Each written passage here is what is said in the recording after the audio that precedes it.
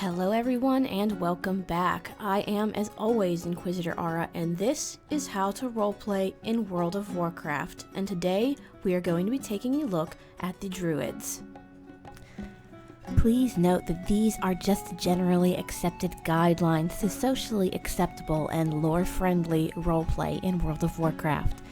There is a niche for every type and style of roleplay out there.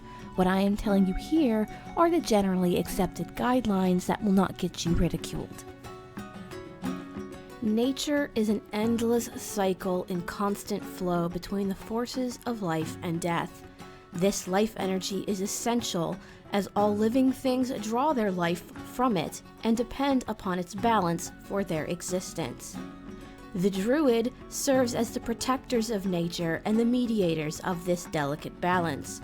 They harness this energy and try to live their lives according to its laws and principles. The Druid is not simply a spellcaster who focuses on using this flowing energy. They are the embodiments of nature. The Druid is nature, completely one with it in every way. The world is his body, and he is part of an inseparable whole. The roots of Druidism are steeped in mystery, but one thing is for sure. The first master of Druidic magic was the demigod Cenarius, and Cenarius passed on his wisdom to both Tauren and Night Elf alike. The Tauren received Cenarius' teachings very early in their history, and they continued to revere Cenarius long after the way of the Druid was forgotten by them. It is believed that they were taught Druidism long before the Night Elves. However, it was in the Night Elves that Cenarius saw massive Druidic potential. But 10,000 years ago, the Night Elves were very much preoccupied with mastering the arcane. It is important to note that the Night Elves born with golden eyes instead of silver are blessed with inherent Druidic talent. If Illidan had taken up the teachings of Cenarius like his brother, it is likely that he would have become a much more powerful Druid than Malfurion. Only Malfurion Stormrage, arguably the most powerful Druid ever born, took up Cenarius' teachings at first.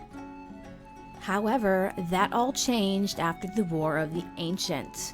Many Night Elves began to see the arcane as a force of destruction, and turned to Druidism to help rebalance a world they'd nearly destroyed.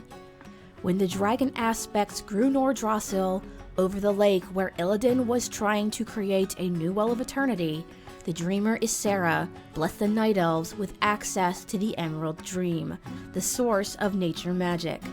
The Night Elven Druids were tasked then with helping her maintain the balance of life, and that meant many of them spent most of the next 10,000 years asleep on Azeroth within the Barrow Dens, but alive and awake in the dream.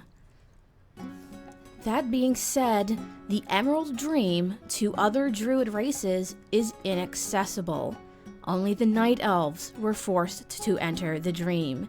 In fact, Druidism wasn't revived and introduced to the other races until after the Third War, when a number of Tauren once again took up the Druidic way, it having been lost for some time with the sundering and the disappearance of the Night Elves and Cenarius.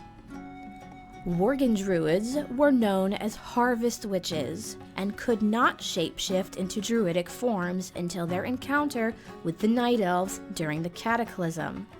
It is likely Night Elven Druids saw that Gilneans had learned to tap into the Emerald Dream on their own, and simply completed their training. Troll Druids likely learned Druidism from the Tauren. However, the Trolls have proven to be extraordinarily adaptable, having survived everything from Titans to Old Gods and Elemental Wars and everything in between.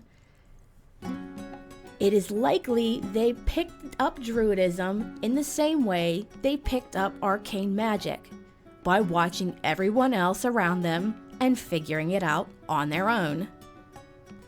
All this aside, no matter what race you are, you all know of the Cenarian Circle, though whether or not you subscribe to their laws and teachings is entirely up to you. The Cenarian Circle was formed to deal with the wild druids of the pack by Malfurion Stormrage. However, once the Worgen were effectively dealt with, he used the Cenarian Circle to create laws and rules to govern the use of druidic magic, so that the problems that arose during the creation of the Worgen did not happen again. It became the central governing force of most druids, though not all druids choose to join them. As it is with most groups of magic users, druids are also divided into several druidic paths. The first of these paths is known as the Druids of the Claw. These are commonly referred to as the Guardian Druids, and they are the followers of Ursoc, the bear wild god. The Druids of the Fang are snake druids, like the ones seen in Wailing Caverns, and are considered a renegade sect.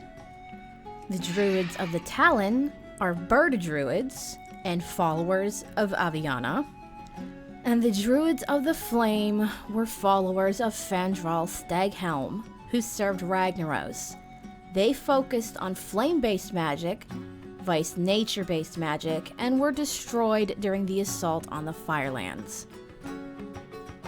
Now, I'm sure you're wondering, well, where do the feral cat form druids fit in here? They don't have a sect as the others seem to, although you could easily fit them in with the Druids of the Claw.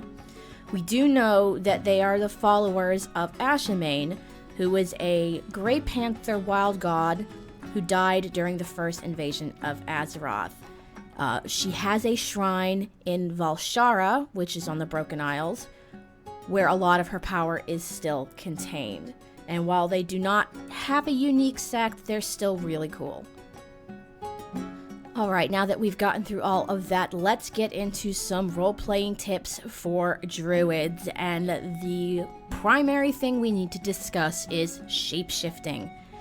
Druids do more than simply adopt the outward traits of the creatures that they shapeshift into. They gain a completely new perspective of the world while they are in that form. That being said, there is a risk associated with shifter magic. First off, it takes time to learn how to use your new forms when you are taught them. It is a unique experience that not many other classes can say that they've ever felt. When you first shapeshift into your new form, your body is discombobulated. Your hips slide backwards, your nose grows longer, your hands aren't prehensile anymore, suddenly you have a tail, and you are a quadruped vice a biped. All of these things are going to be really, really confusing for you the first few times you shapeshift, because you are learning a completely new way to look and interact with the world around you. Instead of walking on two legs, you're walking on four. You're much, much quieter. Your senses are being assailed by sensory inputs that just aren't present in your humanoid form. Your balance is likely to be way, way off, as your center of balance has shifted from your hips to about the middle of your ribcage. It takes time for new druids to learn how to master and actually function in their new shapeshifted forms. Secondly, it is very unsafe to remain in animal form for too long. If you stay in a shapeshifted form for too long, you start becoming more and more like that creature. You start to lose yourself inside the animal instincts, and you become more animal and less human, or night elf, or troll, or whatever you are. You become more feral in your human form when you do switch back. You show a preference for eating, sleeping, or traveling in your chosen form. The forests and jungles of Azeroth are filled with druids who have forgotten how to return to their normal selves, or simply don't want to anymore. Over time, the animal takes over and you no longer have the agency of a humanoid. Long gone is the sense of self and of self-awareness. You lose the ability to communicate with anything other than your chosen animal. Eventually, you lose everything, all of the mental faculties that make you a humanoid, and you become an animal. And the stronger the form, the harder it is to come back from. The stronger forms being the Moonkin, the Treant, the Worgen, and the recent revelation of the Shrivala are even harder to break free of once you've gotten into their grip. It is believed, there is a Night Elven legend, that these forms are so powerful that if maintained for longer than a set period of time, the soul is destroyed and you become said creature over a much shorter period. Remember the lessons of the Scythe of Elune and the Worgen. The Worgen initially were the druids of the pack, but Worgen form was so hard for them to control, they lost themselves to it, reverted completely into the Worgen form, and were druids no longer. And of course, the last thing we have to look at are notable druids. Now, we can't talk druids without talking Malfurion Stormrage. Like I said before, he is arguably one of the first and definitely the most powerful druid out there. There is Hamul Rune Totem, who brought druidism back to the Tauren. There's Brol Baremantle, gladiator of the Crimson Ring and personal friend to King Varian Wrynn. FANDRAL Staghelm, who grew Teldrassil after Nordrossel's power was sacrificed to stop Archimonde, and who took over leadership of the Night Elves when Malfurion went back into the Barrow Dens. Zentabra, the first troll druid, who helped take back the Echo Isles from Zalazane and remained hidden on the Echo Isles disguised as a tiger. And Celeste of the Harvest, the first of the Worgen druids. Druids are keepers of the world who walk the path of nature. To a druid, nature is a delicate balance of actions in which even the smallest imbalance can create thunderstorms of turmoil from peaceful blue skies. Well, that is going to be it for me for this week. Thank you guys so much for watching, and I apologize for the lateness of this video, but I had other things, Overwatch, to do. Anyways, thank you guys so much for watching. Remember, if you like what you see and you want to see more, don't forget to hit that like button. Don't forget to comment below, and don't forget to subscribe. I will be doing more videos.